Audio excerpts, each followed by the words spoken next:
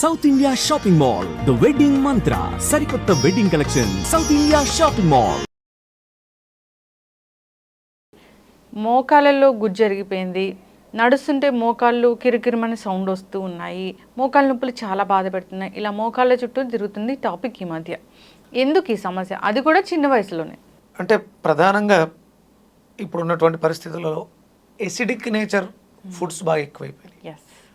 పూర్వం మోకాళ్ళ నొప్పులు అంటే ఆఫ్టర్ 60, 70s చాలా రేరు మోకాళ్ళ నొప్పులు, లేకపోతే మోకాళ్ళు అరిగిపోయినవి, గుజ్జు అరిగిపోయింది.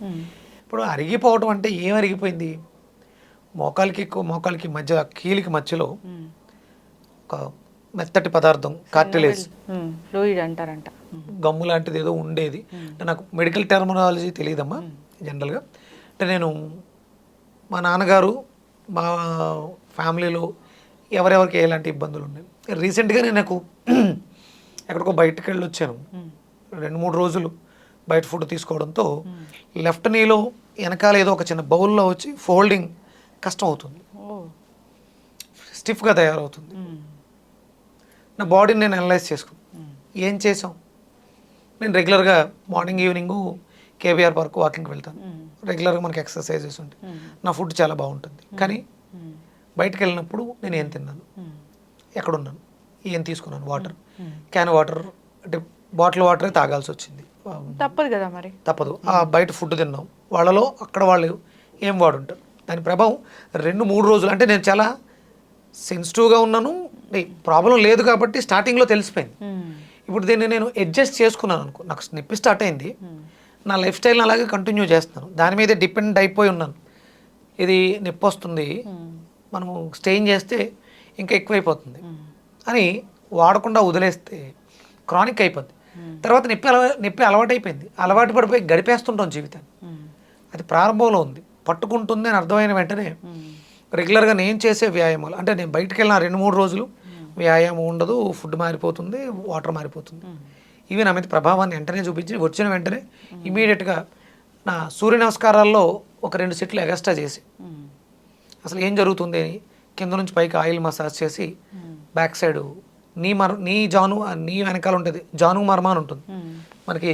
ఇది మోకాలు అనుకుంటే ఈ కింద సొట్ట ఉంటుంది కదా వెనకాల, ఇక్కడ ఒక పాయింట్ ఉంటుంది, అది జాను మర్మ అని ఉంటుంది.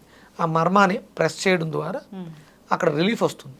అలాగే 2 మోకాళ్ళకి అటు ఇటు ట్యాప్ చేయడం ద్వారా, ఇప్పుడు ఇది ఇక్కడ ఇలా ట్యాప్ చేయడం ద్వారా అక్కడ స్టాగ్నేట్ అయినటువంటి, అంటే మనకి ఒకటి ఎనర్జీ ఎక్కువైపోతే వస్తుంది, లేదా ఎనర్జీ తక్కువ అయిపోతే వస్తుంది.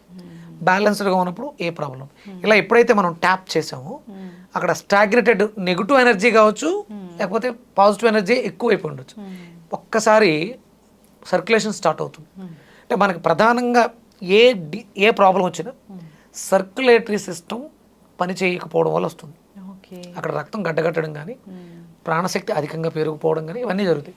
ఎప్పుడైతే మనం ఇలా చేసామో సర్క్యులేషన్ పెరిగి, బ్లడ్ సర్క్యులేషన్ పెరిగింది, అక్కడ రిపేర్ జరగాలి, సెల్ఫ్ హీలింగ్ జరగాలి.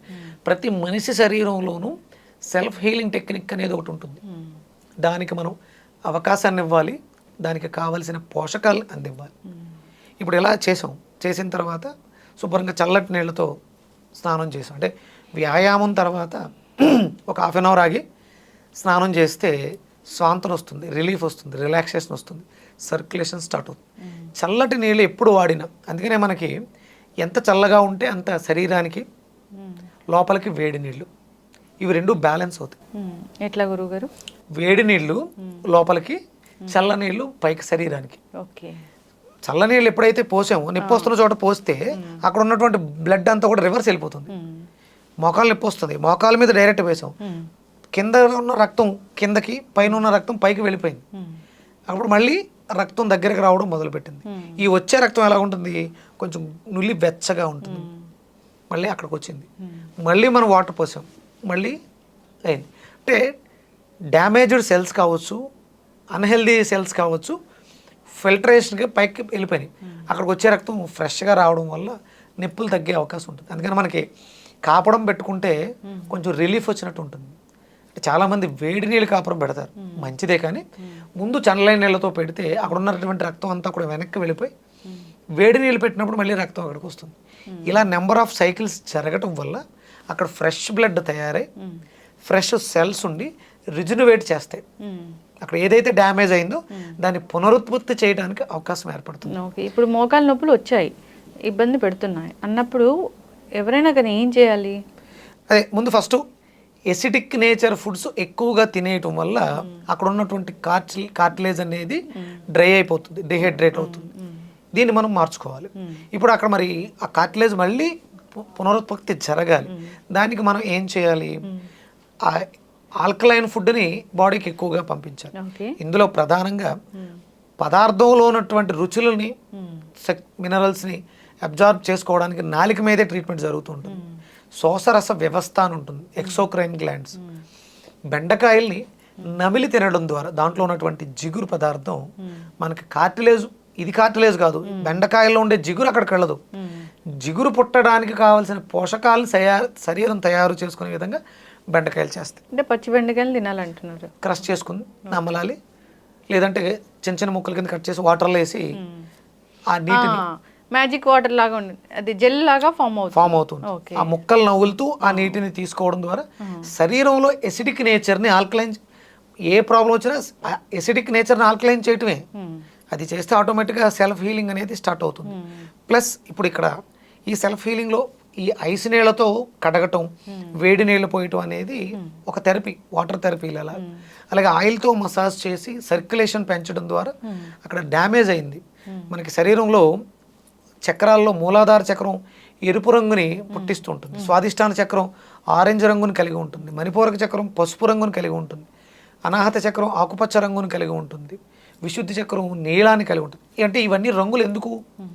ఎర్రదనం మనకి శక్తినివ్వటానికి, ఆరెంజ్ ఎక్కడైనా నెగిటివ్స్ ఉంటే వాటిని డిస్ట్రాక్ట్ చేయడానికి, పసుపు సెల్స్ రీగ్రోత్ అవ్వడానికి, పునరుత్పత్తి జరగడానికి, ఆకుపచ్చ మనలో ఉన్నటువంటి నెగిటివ్ ఎనర్జీని విచ్ఛిన్నం చేసి, మనకి చూడండి హాస్పిటల్స్లో గ్రీన్ కలర్ కర్టెన్స్, రీజన్ అదే, హీలింగ్ జరిగేయటానికి ఇవన్నీ కూడా దోహదం చేస్తాయి. విశుద్ధి చక్రంలో ఉండేటువంటి బ్లూ కలర్ మనకి సూతింగ్ని ఇస్తుంది. దెబ్బ తగిలింది నొప్పి అనిపించకుండా ఉండడం కోసం సూతింగ్ ఇస్తూ ఉంటుంది. అంటే ఇప్పుడు ఇక్కడ ఈ ప్రాసెస్ అనేది మనకి అందుకు ఉపయోగపడుతుంది. ఓకే, అంటే జనరల్గా ఎక్స్టర్నల్ అప్లికేషన్ ఉండాలి, సో ఇంటర్నల్గా తీసుకునే ఫుడ్ ఆల్కలైన్ ఫుడ్ ఉండాలి. మీరు అన్నట్లుగా వెజిటబుల్ థెరపీలో ఈ బెండకాయ బాగా పనిచేస్తుంది, దాని వాటర్ తీసుకోవచ్చు, సో డైరెక్ట్గా అయినా తినేసేయచ్చు. ఎస్, సో ఎక్స్టర్నల్ అప్లికేషన్స్కి ఆయిల్ మసాజ్ చేసుకుని చన్నీళ్ళు వేడి నీళ్ళతో కాపడం పెట్టుకోవడం ద్వారా రిలీఫ్ వస్తుంది, రిజునవేట్ కూడా అవుతుంది. ఓకే, చన్నీటి స్నానం మంచిది, ఇంటర్నల్గా తీసుకునే గోరువెచ్చగా ఉండాలి నీళ్ళు. సో సిస్టమ్ని ఇలా కరెక్ట్ చేసుకోవాలన్నమాట. సో రూట్ కాజ్ ఏదైతే ఉంటుందో దాన్ని ట్రీట్ చేసుకుంటే సరిపోతుంది. సో ఏదైతే గుజ్జు అరిగిపోయిందో అది మళ్ళీ రావడానికి ఇది దోహదపడుతుంది. సో ఎస్, ఖచ్చితంగా గురూజీ చాలా చక్కగా చెప్పారండి. నిజంగానే ఈ రోజుల్లో 25 ఏళ్ల వయసులోనే ఇలాంటి సమస్యలు వస్తున్నాయి. ఇంకా ఎక్కువగా చెప్పాలంటే 20 years ఆఫ్ ఏజ్లోనే సమస్య వస్తూ ఉంది. జంక్ ఫుడ్స్ అమ్మా, జంక్ ఫుడ్స్ మానేయాలి, పిల్లలకి బాగా ఎక్కువైపోయింది జంక్ ఫుడ్స్. ఎస్, ఖచ్చితంగా అండి.